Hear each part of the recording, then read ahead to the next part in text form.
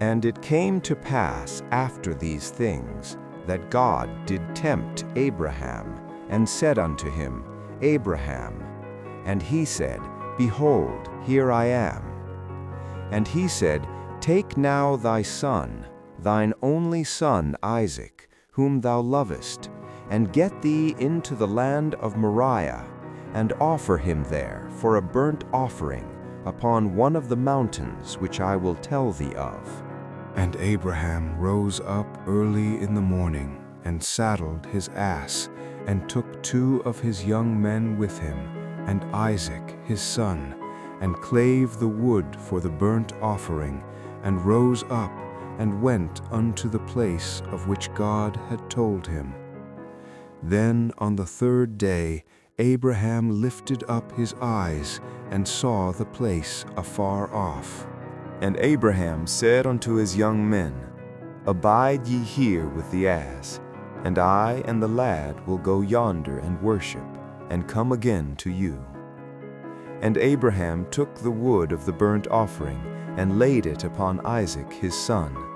And he took the fire in his hand, and a knife, and they went both of them together. And Isaac spake unto Abraham his father, and said, My father. And he said, Here am I, my son. And he said, Behold the fire and the wood, but where is the lamb for a burnt offering? And Abraham said, My son, God will provide himself a lamb for a burnt offering. So they went both of them together. And they came to the place which God had told him of. And Abraham built an altar there, and laid the wood in order, and bound Isaac his son, and laid him on the altar upon the wood. And Abraham stretched forth his hand, and took the knife to slay his son. And the angel of the Lord called unto him out of heaven, and said, Abraham, Abraham. And he said, Here am I. And he said, Lay not thine hand upon the lad, neither do thou anything unto him. For now I know that thou fearest God, seeing thou hast not withheld thy son, thine only son, from me. And Abraham lifted up his eyes, and looked, and behold, behind him a ram caught in a thicket by his horns. And Abraham went and took the ram, and offered him up for a burnt offering in the stead of his son.